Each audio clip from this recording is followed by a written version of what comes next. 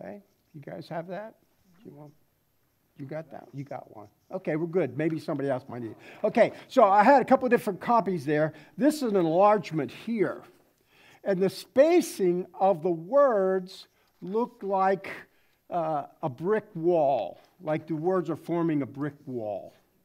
Okay, and the reason for that is the Song of the Sea. This is what from the Torah scrolls, and this is from the oldest Torah scrolls we have. That it is God built a brick wall of water, a brick wall of water, and stood it up on each side, and the children of Israel walked through on dry land. And the significance of that walking is that God walked the water up. It literally says God walked the water up. It's almost like maybe Yeshua, walking ahead and the water parting. But, Moshe put the staff up and there it happened. But God did it all. And the walls, and you had solid walls of water on either side. And they walked through on dry land in safety. And so this is the Song of the Sea, that section there from chapter 15, which we will be reading today. But I thought it would be good for you to actually visualize that and see what that would look like if you were actually reading the scripture in Hebrew from a Torah scroll. No translation can capture this. Impossible. Okay. And we are in Exodus chapter 13, beginning with verse 17. After Pharaoh had let the people go, God did not guide them to the highway that goes to the land of the Philistine, because it was close by. God thought that the people, upon seeing war, might change their minds and return to Egypt. Rather, God led the people by a roundabout route through the desert by the Sea of Suf. The people of Israel went up from the land of Egypt fully armed. Moshe took the bones of Joseph with him, for Joseph had made the people of Israel swear an oath when he said, God will certainly remember you, and you are to carry my bones up with you away from here. They traveled from Sukkot and set up camp in Etam at the edge of the desert. Adonai went ahead of them in a column of cloud during the daytime to lead them on their way, and at night in a column of fire to give them light. Thus they could travel both by day and by night. Neither the column of cloud by day nor the column of fire at night went away from in front of the people. Chapter 14. Adonai said to Moshe, tell the people of Israel to turn around and set up camp in front of Pi Hakerot, between Migdol and the sea, in front of Baal Zion. Camp opposite it by the sea. Then Pharaoh will say that the people of Israel are wandering aimlessly in the countryside. The desert has closed in on them. I will make Pharaoh so hard-hearted that he will pursue them. Thus, I will win glory for myself at the expense of Pharaoh. and all his army. And the Egyptians will realize at last that I am Adonai. The people did as ordered. When the king of Egypt was told that the people had fled, Pharaoh and his servants had a change of heart toward the people. They said, "What have we done, letting Israel stop being our slaves?" So he prepared his chariots and took his people with him. He took 600 first-quality chariots, as well as all the other chariots in Egypt, along with their commanders. Adonai made Pharaoh hard-hearted, and he pursued the people of Israel as they left boldly. The Egyptians went after them, all the horses and chariots of Pharaoh, with his cavalry and army, and overtook them as they were encamped by the sea, by Pi Hakarot, in front of Baal Zidon. As Pharaoh approached, the people of Israel looked up and saw the Egyptians right there, coming after them. In great fear, the people of Israel cried out to Adonai and said to Moshe, "Was it because there weren't enough graves in Egypt that you brought us out to die in the desert? Why have you done this to us, bringing us out of Egypt? Didn't we tell you in Egypt to let us alone? We'll just go on being slaves for the Egyptians. It would be better for us to be the Egyptian slaves than to die in the desert." Moshe answered the people, "Stop being so fearful. Remain steady, and you will see how Adonai is going to save you. He will do it today. Today, you have seen the Egyptians, but you will never see them again. Adonai will do battle for you. Just calm yourselves down." Adonai asked Moshe, "Why are you crying out to me? Tell the people of Israel to go forward. Lift your staff. Reach out with your hand over the sea and divide it in two. The people of Israel will advance into the sea on dry ground. As for me, I will make the Egyptians hard-hearted, and they will march in after them. Thus, I will win glory for myself at the expense of Pharaoh and all his army, chariots, and cavalry. Then the Egyptians will realize that I am Adonai when I have won myself glory at the expense of Pharaoh, his chariots, and his cavalry." Next, the angel of God, who was going ahead of the camp of Israel, moved away and went behind them. And the column of cloud moved away from in front of them and stood behind them. It stationed itself between the camp of Egypt and the camp of Israel.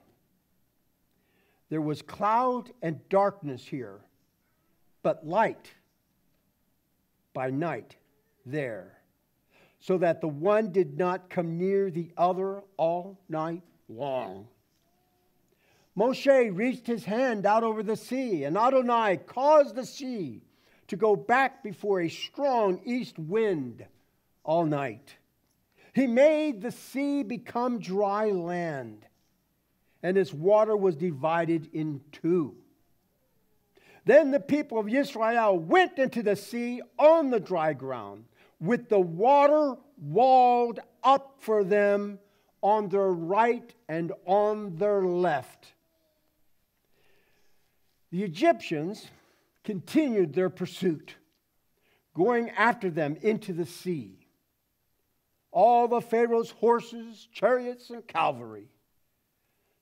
Just before dawn, Adonai looked out on the Egyptian army through the column of fire and cloud and threw them into a panic. He caused the wheels of their chariots to break off so that they could move only with difficulty. The Egyptians said, "Adonai is fighting for Israel against the Egyptians. Let's get away from them." Adonai said to Moshe, "Reach your hand out over the sea, and the water will return and cover the Egyptians with their chariots and cavalry." Moshe reached his hand out over the sea, and by dawn the sea had returned to its former depth. The Egyptians tried to flee, but Adonai swept them into the sea. The water came back and covered all the chariots and cavalry of Pharaoh's army who had followed them into the sea. Not even one of them was left.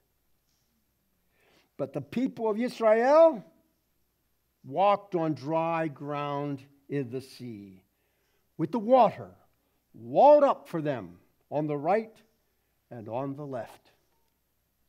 On that day, Adonai saved Israel from the Egyptians.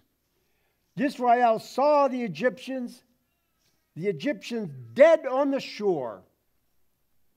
When Israel saw the mighty deed that Adonai had performed against the Egyptians, the people feared Adonai. And they believed in Adonai and in his servant Moshe. Chapter 15. Then Moshe and the people of Israel sang this song to Adonai. "I will sing to Adonai, for he is highly exalted. The horse and its rider he threw in the sea. Yah is my strength and my song, and he has become my salvation. This is my God. I will glorify him. My Father's God. I will exalt him. Adonai is a warrior. Adonai is his name. Pharaoh's chariots and his army he hurled into the sea. His elite commanders were drowned in the sea of Suf. The deep waters covered them. They sank to the depths like a stone. Your right hand, Adonai, is sublimely powerful. Your right hand, Adonai, shatters the foe. By your great majesty, you bring down your enemies. You send out your wrath to consume them like stubble. With a blast from your nostrils, the waters piled up. The water stood up like a wall. The depth of the sea became firm ground. The enemy said, I will pursue and overtake, divide the spoil, and gorge myself on them. I will draw my sword. My hand will destroy them. You blew with your wind. The sea covered them. They sank like lead in the mighty waters. Who is like you, Adonai, among the mighty? Who is like you, sublime in holiness, awesome in praises, working wonders You reached out with your right hand. The earth swallowed them. In your love, you led the people you redeemed. In your strength, you guided them to your holy abode. The peoples have heard and they tremble. Anguish takes hold of those living in Pleshet. Then the chiefs of Edom are dismayed. Trepidation seizes the heads of Moab. All those living in Canaan are melted away. Terror and dread fall on them. By the might of your arm, they are still as stone, until your people pass over, Adonai, till the people you purchased pass over. You will bring them in and plant them on the mountain which is your heritage, the place, Adonai, that you made your abode, the sanctuary, Adonai, which your hands established. Adonai will reign forever and ever. For the horses of Pharaoh went with his chariots and with his cavalry into the sea. But Adonai brought the sea waters back upon them, while the people of Israel walked on dry land in the midst of the sea. Also, Miriam, the prophet, sister of Aaron, took a tambourine in her hand, and all the women went out after her with tambourines, dancing.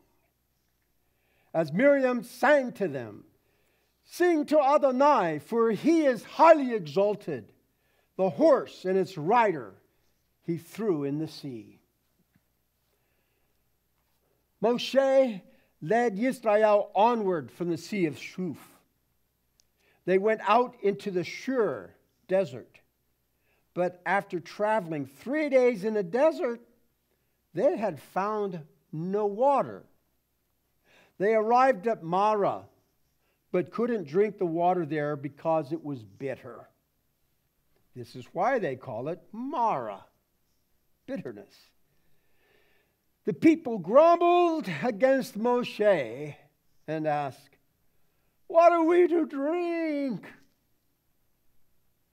Moshe cried to Adonai, and Adonai showed him a certain piece of wood, which, when he threw it into the water, made the water taste good. Then Adonai made laws and rules of life for them, and there he tested them. He said, "If you will listen intently to the voice of Adonai your God, do what he considers right, pay attention to his mitzvot, and observe his laws, I will not afflict you with any of the diseases I brought on the Egyptians, because I am Adonai, your healer."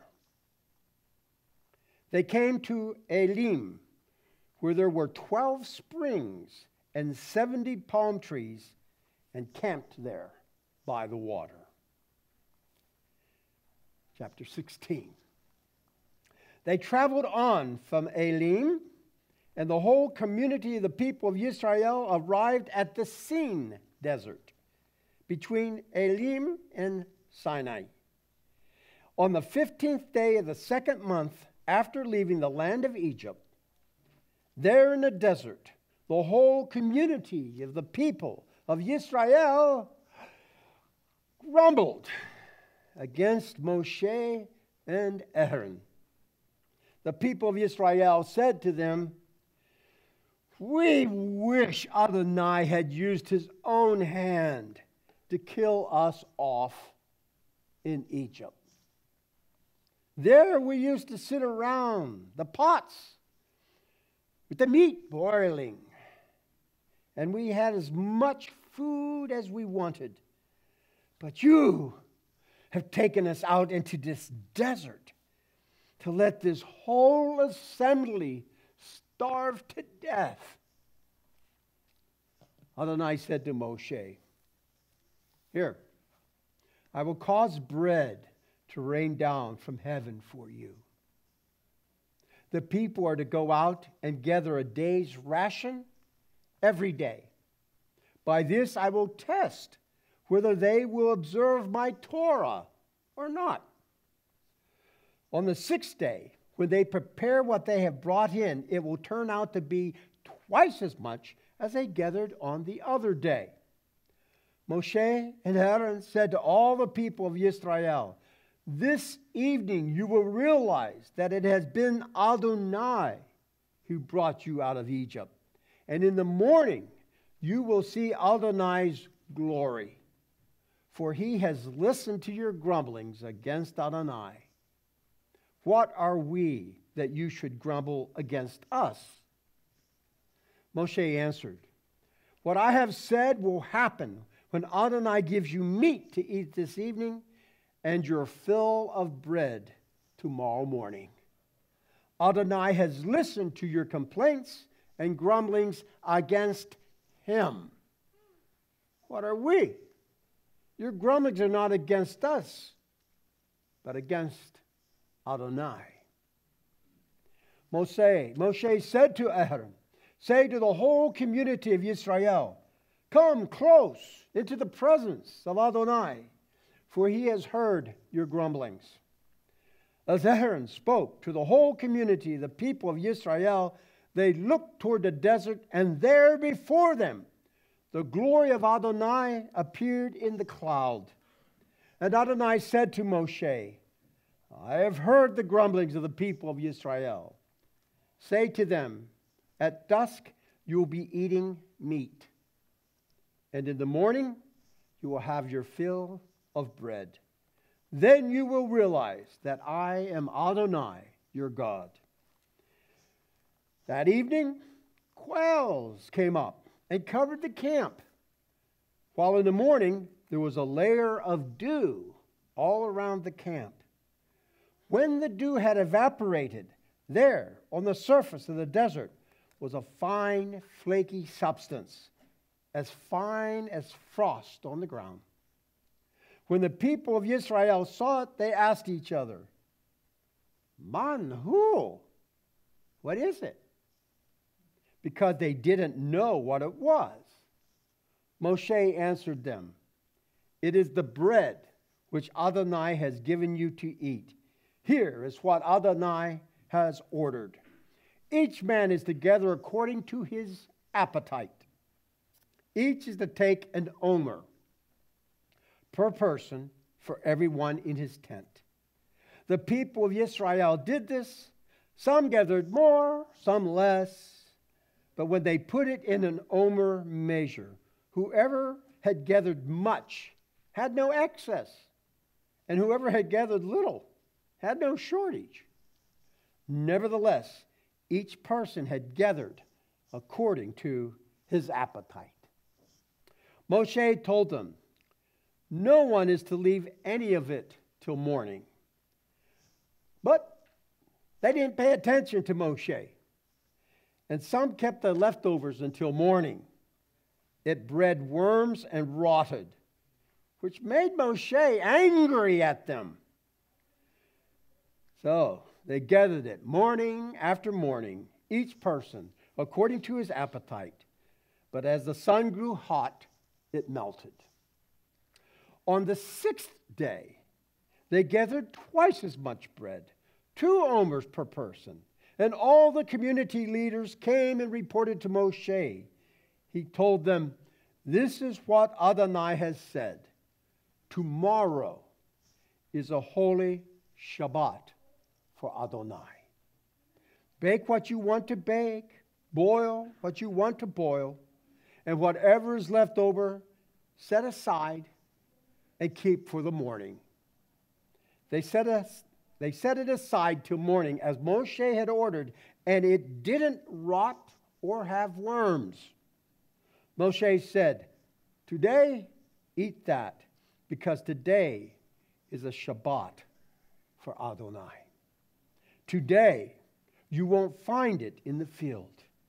Gather it 6 days, but the seventh day is the Shabbat. On that day, there won't be any.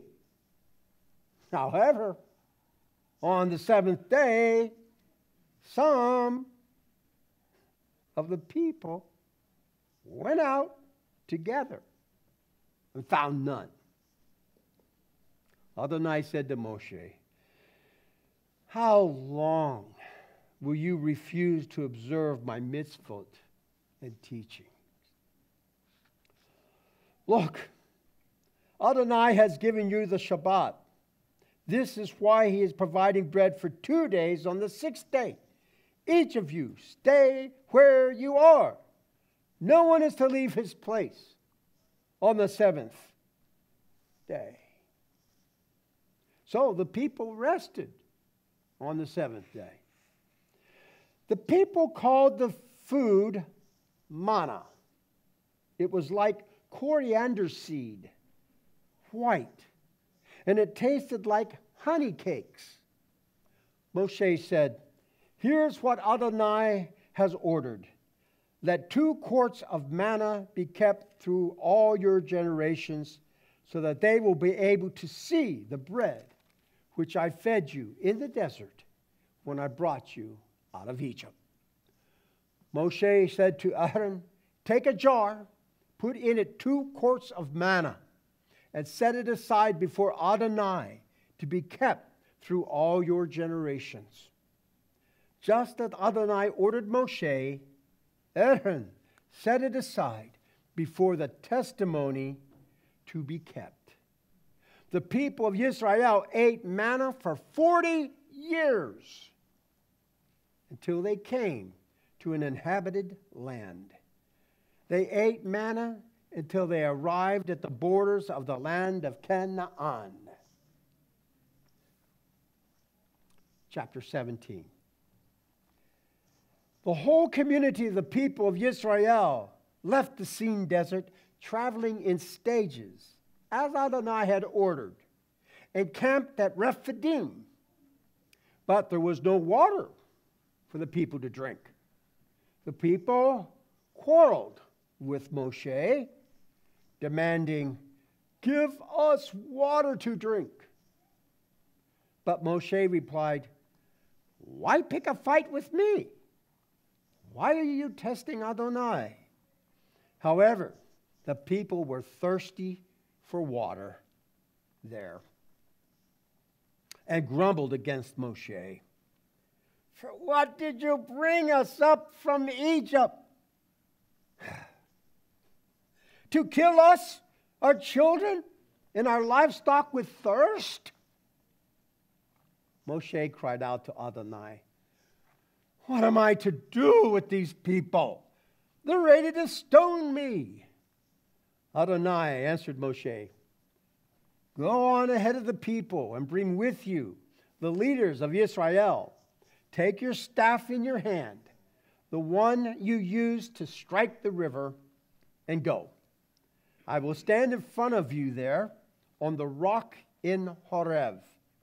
You are to strike the rock, and water will come out of it, so the people can drink. Moshe did this in the sight of the leaders of Israel. The place was named Massah and Meribah because of the quarreling of the people of Israel and because they tested Adonai by asking, is Adonai with us or not? Then Amalek came and fought with Israel at Rephidim. Moshe said to Yehoshua, choose men for us. Go out and fight with Amalek. Tomorrow I will stand on top of the hill with God's staff in my hand. Yehoshua did as Moshe had told him and fought with Amalek. Then Moshe, Aaron, and Hur went up to the top of the hill. When Moshe raised his hand, When Moshe raised his hand, Yisrael prevailed. But when he let it down, Amalek prevailed. However, Moshe's hands grew heavy. So they took a stone and put it under him, and he sat on it. Aaron and Hur held up his hands, the one on the one side, the other on the other, so that his hands stayed steady until sunset. Thus, Yehoshua defeated Amalek, putting their people to the sword. Adonai said to Moshe, "Write this in a book to be remembered, and tell it to Yehoshua. I will completely blot out any memory of Amalek from under heaven." Moshe built an altar, called it Adonai Nisi. Adonai is my banner, miracle. And said, because their hand was against the throne of Yah, Adonai will fight Amalek generation after generation.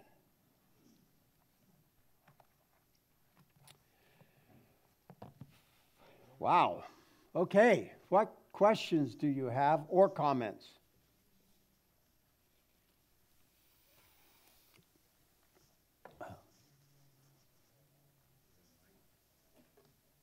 Here we go. Michael's bringing the mic. Oh, yeah, he's bringing it. Oh, yeah.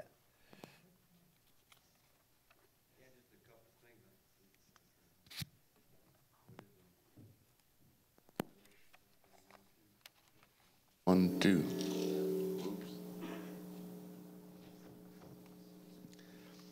Okay, just a couple notes I had written in my Bible on this Torah portion. You notice the Sabbath. He mentioned the Sabbath, and because he mentioned the manna, you'll get 2 days on the preparation day for tomorrow's the Sabbath. That was 3 weeks before Mount Sinai, when the commandments were written down. So just a point that, and he also mentioned the commandments and ordinance or statutes. Why do you always not, disobey my commandments and my statutes, which again were 3 weeks before. So, the evidence is pretty clear. Those commandments and statutes were well before Mount Sinai. And the other point was, and I kind of looked at Tony's his parashat teaching on this, and when Abraham went down into Egypt, and of course the Pharaoh had taken his wife. Well, we got a terrible that plagues came on his house because he had taken Sarah. Remember? Yes, I do. So, yeah, and Tony just mentions, that story is a prophecy of Abraham going, his children, his descendants going get down into Egypt, and when the Egyptians had forgot Joseph, they had taken Yahweh's bride, Israel, yeah, and yeah, through slavery, okay, mm-hmm. as their possession, and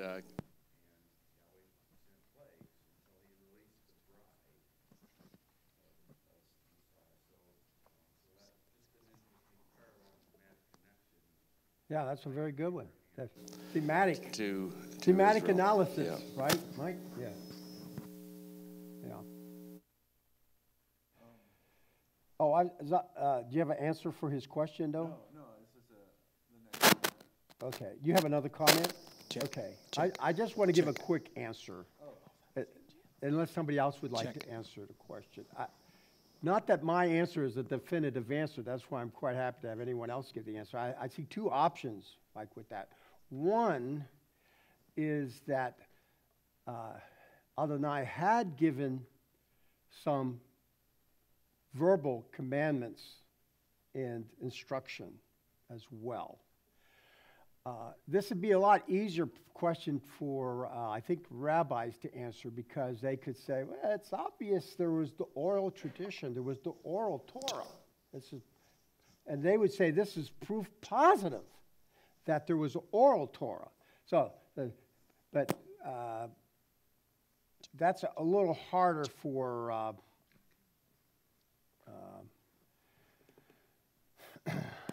some of us to accept, because we are steeped in a completely different tradition and approach to God's will and word. I will say this, though, along with that, is that the rabbis do make a distinction between the written Torah and the oral Torah.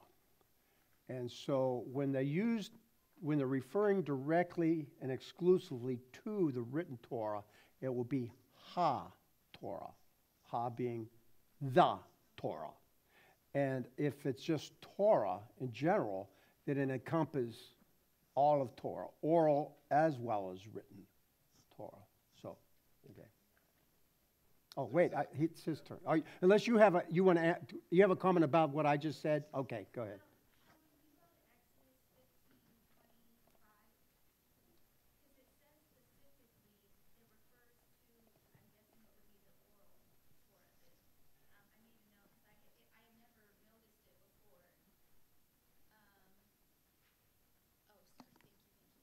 Yeah, could you start at the beginning? Oh. Thank you. See, I wrote down 1525 because it talked about, and then in 1526 it talked about Adonai your healer, but I might have gotten the wrong verses now.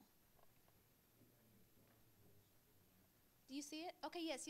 There Adonai made laws and rules of life for them. Yeah. That refers directly to the oral Torah then. That's what I'm reading. And there he tested them. Do you see? It's the second part of 1525. Moshe cried to Adonai, and Adonai showed him a certain piece of wood, which, when he threw it into the water, made the water taste good. And then right after, there Adonai made rules and laws of life for them. And there he tested them. And there he tested them. I had never seen good that point. in that verse. That's really good, yeah. Yeah, but it's right there. That's pretty sharp, yeah, okay. Great job, thank you. See? Yeah, see, you could have answered that a lot better right there directly, right from the HaTorah as well. And I even missed it after you pointed it out. So, good job. Very good. Excellent. Well, yeah, also, he's got this. Somebody who wants it. In,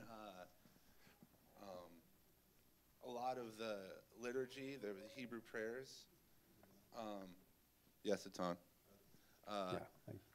The Hebrew prayers, there's the Shema, right? Shema Yisrael, we all kind of know that one. That's a quote from Deuteronomy 6, or Yeshua even quoted that. And another one that Yeshua quoted is Exodus 15:11, which is the Mika Mocha, which is another one of only a handful of Hebrew liturgy that quotes the Torah, like as a direct quote. So Exodus 15:11 is, "Who is like you, O Lord, among the gods? Awesome in praises. Who is like you, working wonders?" Wow, that's great. Awesome. Thank you. Wow, that's really encouraging. Yeah. Yeah, another, as far as the oral Torah,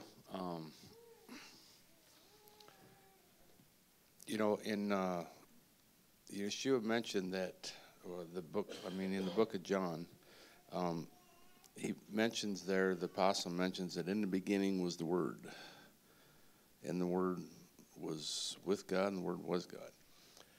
And so there's lots of evidence that shows that these commandments and statutes and judgments were established before the creation of the world. Mm-hmm. Okay, and I want to take you to the story of Abraham. And he says, he gave a promise to Abraham because Abraham was faithful in all his house. And in Genesis 18, when he sent the three messengers to Abraham, and he was going to show Abraham what he was going to do to Sodom and Gomorrah because of their sin.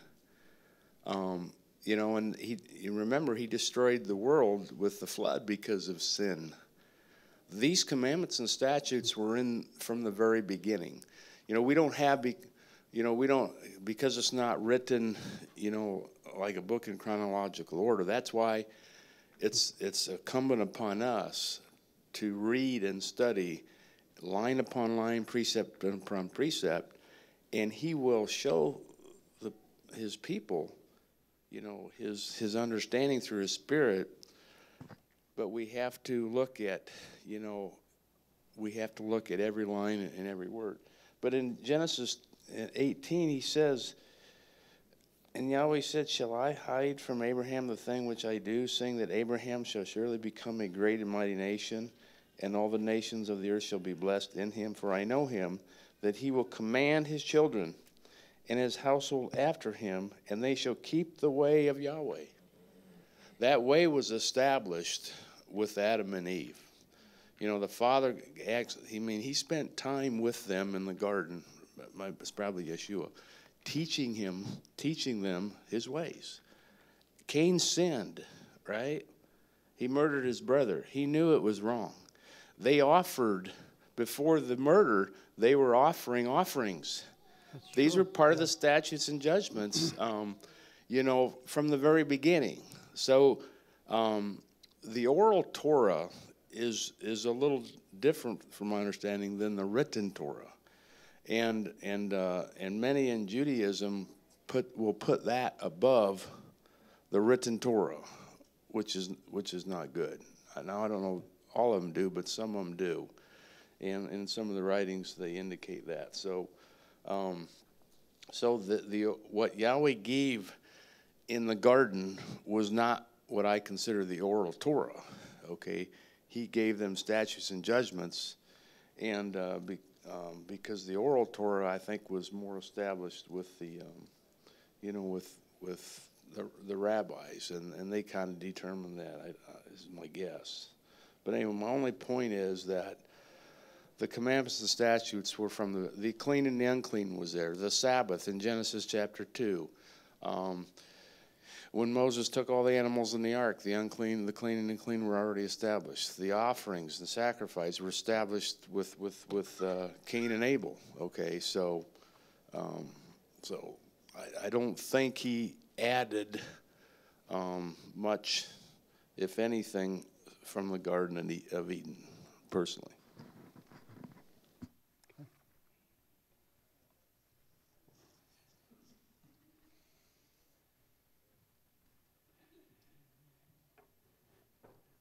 I don't know if you've all have been introduced to the Sefer, the book. And in this Sefer, it's Jasher and Enoch. It's the writings of them. And when you read them, it's evident that the commandments were given way back then, because the Moses era and people after that, those are the books they were reading. They were reading Enoch and Jasher, which held the commandments, I believe. Okay. Yeah, I'm not familiar with that either. You guys are making... You're right. I know Sefer means book, though, in Hebrew. All right, you had said that... Somebody's been wanting to... I said, come and take it off. Oh. Okay, you had said that the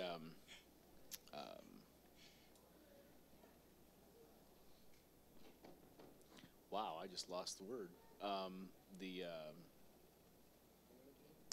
The teachers of the Jewish teachers, what are they called? Rabbis. Rabbis. Okay, you said that the rabbis feel that there's a difference between the oral law and the written law. And my understanding is Torah is the Torah, and we had it from the very beginning. It was just written down with Moses. And anytime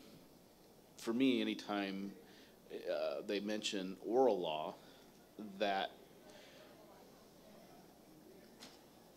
I see the Torah plus a bunch of other things that the rabbis had thrown in there. So the things of man laws that they put in on top of God's law, and you're saying that the rabbis hold that higher than the written Torah. I don't know that. You were saying that they hold In it higher. fact, here's part of our difficulty. There is a difficulty with language, for one thing. We're not even me, not myself, conversant in Hebrew. I would not consider myself to be a Torah scholar or a Torah or a Hebrew scholar. I'm a student. I'm a learner. One of the things I know about Torah is the meaning of Torah oftentimes does indeed depend upon the context of what is being used. It's not, oh, this is the meaning of the word, I got it, I understand what it is now. The Torah has levels of meaning, and it's used in that way. One of the things about Hebrew is, a lot of words in Hebrew have to carry a lot of water. It's not as large a vocabulary. We have a vocabulary explosion with English. There's so many vocabulary words that people are really confused with what's the right word to use in this context with all the meaning. And we try to scientifically analyze and get just the right word to make the meaning crystal clear. And we also assume that there's only one meaning. So you make one statement, there's going to be one meaning to that. Okay, those are all viewpoints. It's not completely valid. There could be multiple meanings, and they can all be right, depending upon the context and the application that's being made. So, Torah can refer to the 5 written books. Torah can refer to the traditions, because Torah can mean teachings. It can mean teachings. So when you're using it, I don't have an argument with rabbis using oral Torah, written Torah. That helps to at least make things a little clearer when they do make those distinctions. But let's look at it this way too. A lot of the oral Torah is now written because they've copied down the oral teachings and traditions. So, and I added and traditions. So, and even in Scripture, we have decrees and statutes and commandments. And the Hebrew word is kokim and mishpatim. And so, those are good points you're making. But I don't know that we can. I'm not able to nail it down. Yeah. I am not. Well, I'm thinking Torah is God's instructions. Okay, a tradition isn't God's instructions. So saying that Torah is traditions that man has put together, that doesn't make any sense. That's saying too much. Here's the point. Even given the HaTorah, the written Torah, the 5 books, Torah can mean just the first 5 books, right?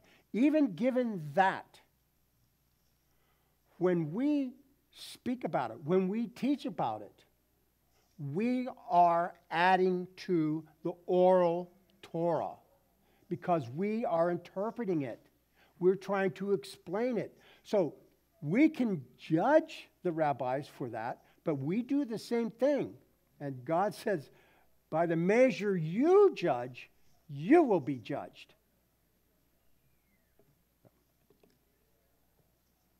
Actually, I'm glad you said that because I wanted to kind of comment on that. I think there's a huge misrepresentation of the orthodoxy or the conservative interpretation of that by the measure you judge, you be judged. Right.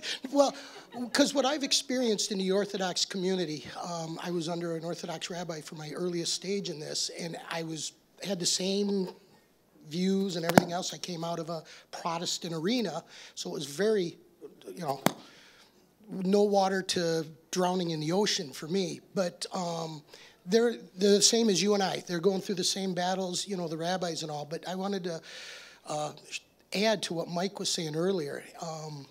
I mean, I came to the conclusion and agree that everything was there in the beginning, before man was made, because we had to be created under authority and under certain, under the laws of nature and everything else for everything to work.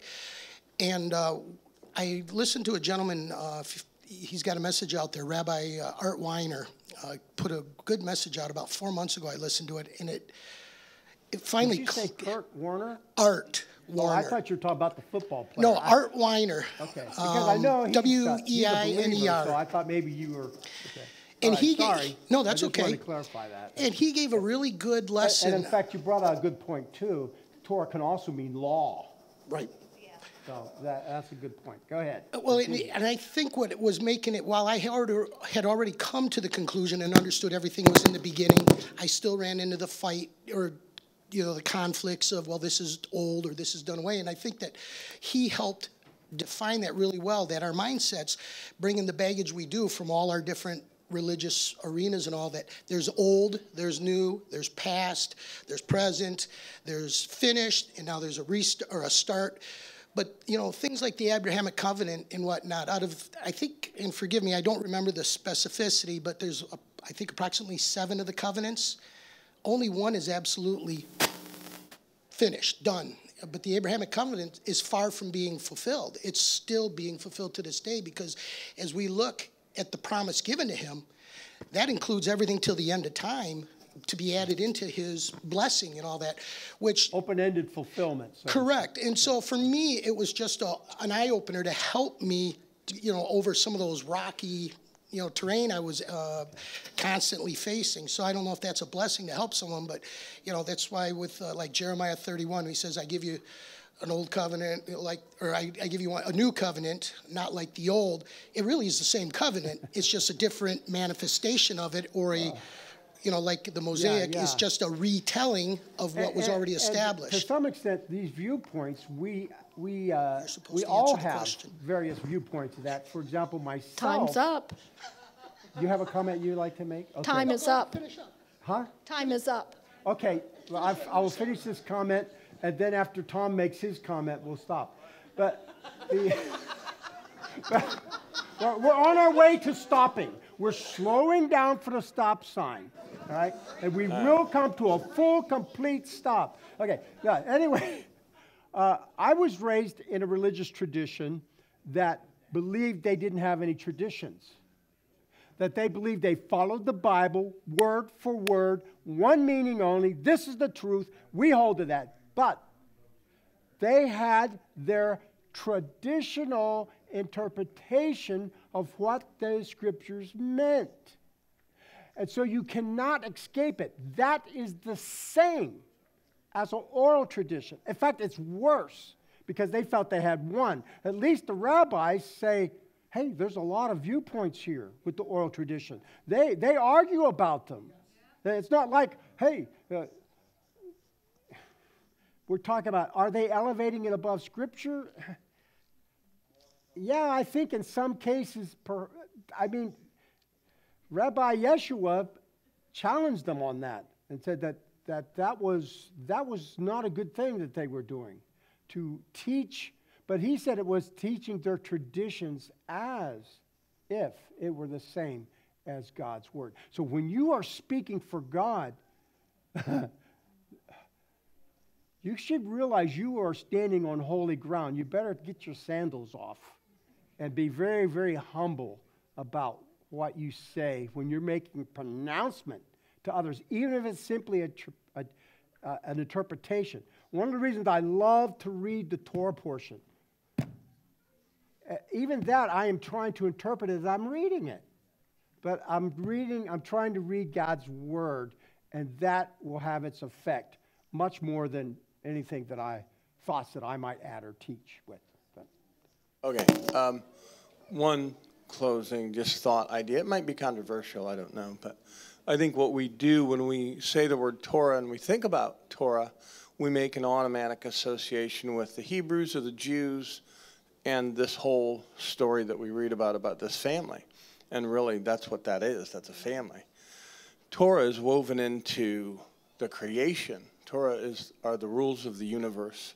and they're in every molecule and how it was formed. And this particular family was brought into it to be the carrier and the protector of that message as it pertains to how we behave in life. So there's a different way to see it, and I think it's probably the best starting point, or as you reconsider what Torah means, to reconsider that it's how God made everything, how the Creator created, and what is then therefore constructive and productive and destructive. And those are the differentiations. And when we follow Torah, we're creative and things are created. And when we don't, things are destroyed.